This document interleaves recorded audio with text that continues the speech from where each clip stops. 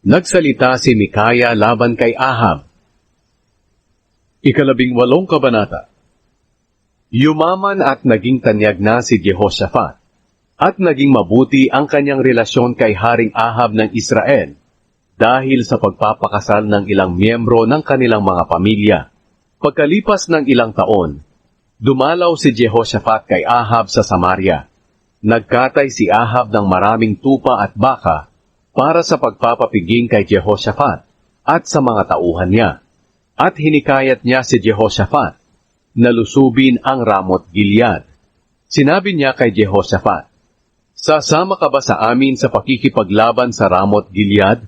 Sumagot si Jehoshaphat, "Handa akong sumama sa iyo, at handa akong ipagamit sa iyo ang aking mga sundalo. Oo, sasama kami sa inyo sa pakikipaglaban. Pero tanungin muna natin ang Panginoon kung ano ang kanyang masasabi." Kaya ipinatawag ni Ahab ang mga propeta, 400 silang lahat, at tinanong, "Pupunta ba kami sa Ramot Gilead o hindi?" Sumagot sila, "Sige, lumakad kayo, dahil pagtatagumpayin kayo ng Panginoon." Pero nagtanong si Jehoshaphat, "Wala na bang iba pang propeta ng Panginoon na mapagtatanungan natin?" Sumagot si Ahab kay Jehoshaphat, "May isa pang maaari nating mapagtanungan, si Mikaya na anak ni Imla. Pero napupuot ako sa kanya, dahil wala siyang magandang propesiya tungkol sa akin, kundi puro kasamaan." Sumagot si Jehoshaphat, "Hindi ka dapat magsalita ng ganyan." Kaya ipinatawag ni Ahab ang isa sa kanyang opisyal at sinabi, "Dalhin niyo agad dito si Mikaya na anak ni Imla." Ngayon, sina Haring Ahab ng Israel at Haring Jehoshaphat ng Huda na nakasuot ng kanilang damit panghari ay nakaupo sa kanilang trono sa harapan ng giikan na nasa bandang pintuang bayan ng Samaria at nakikinig sa sinasabi ng mga propeta. Si Zedekiah na isa sa mga propeta na anak ni Kenaana ay gumawa ng sungay na bakal. Sinabi niya, "Ito ang sinasabi ng Panginoon. Sa pamamagitan ng sungay na ito, lilipulin mo, Haring Ahab, ang mga Arameo hanggang sa maubos sila." Ganito rin ang sinabi ng lahat ng propeta. Sinabi nila, "Lusubin niyo po ang Ramot Gilead, Haring Ahab, at magtatagumpay kayo, dahil ibibigay ito sa inyo ng Panginoon." Samantala, ang mga inutusan sa pagkuha kay Mikaya ay nagsabi sa kanya, "Ang lahat ng propeta ay pare-parehong nagsasabing magtatagumpay ang hari, kaya ganoon din ang iyong sabihin." Pero sinabi ni Mikaya, "Nanunumpa ako sa buhay na Panginoon na aking Diyos.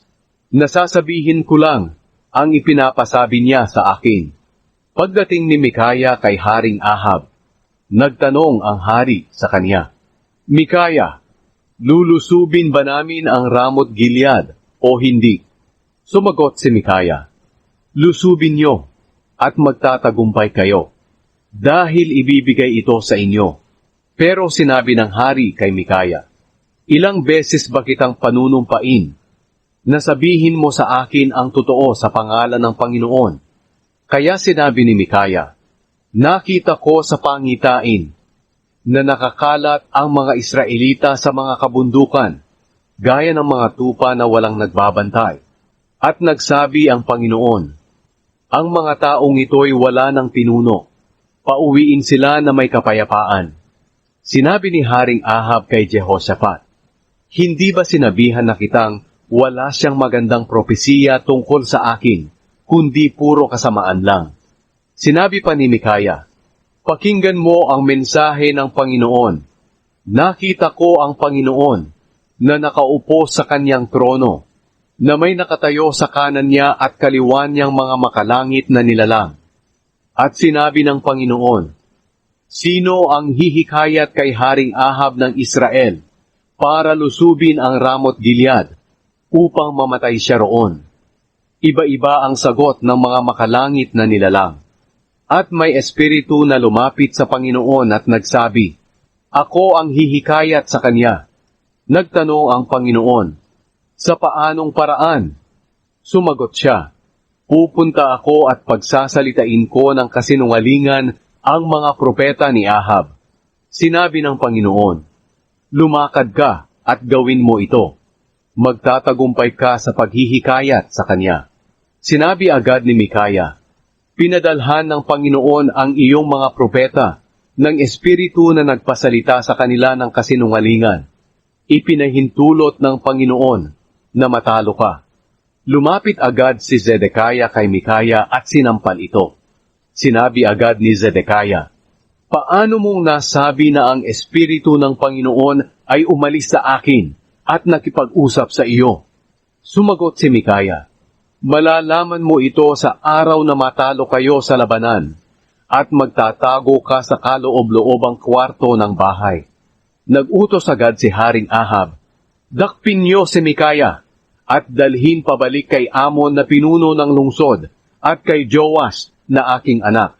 At sabihin niyo sa kanila na nag-utos ako na ikulong ang taong ito. Tinapay at tubig lang ang ibigay sa kanya hanggang makabalik akong ligtas mula sa labanan. Sinabi ni Mikaya, kung makabalik ka ng walang nangyari, ang ibig sabihin hindi nagsalita ang Panginoon sa pamamagitan ko. At sinabi ni Mikaya sa lahat ng tao roon, tandaan niyo ang sinabi ko. Namatay si Ahab. Kaya lumusob sa Ramot Gilead si Haring Ahab ng Israel at si Haring Jehoshaphat ng Huda. Sinabi ni Ahab kay Jehoshaphat, sa panahon ng labanan, hindi ako magpapakilala na ako ang hari, pero ikaw ang siyang magsusuot ng damit panghari. Kaya nagkunwari ang hari ng Israel at nakipaglaban sila. Samantala, nag-utos ang hari ng Aram sa komander ng kanyang mga mangangarwahe, huwag ninyong lusubin ang kahit sino, kundi ang hari lang ng Israel. Pagkakita ng mga komander ng mga mangangarwahe kay Jehoshaphat, inisip nila na siya ang hari ng Israel, kaya nilusob nila ito. Pero humingi ng tulong sa Panginoon si Jehoshaphat, at tinulungan siya at inilayo sa mga kalaban niya. Nang mapansin ng mga komander ng mga mangangarwahe na hindi pala siya ang hari ng Israel, huminto sila sa paghabol sa kanya. Pero habang namamana ang isang sundalong Arameo sa mga sundalo ng Israel, natamaan niya ang hari ng Israel sa pagitan ng kanyang panangga sa dibdib. Sinabi ni Haring Ahab sa nagdadala ng kanyang karwahe, ilayo mo ako sa labanan, dahil nasugatan ako.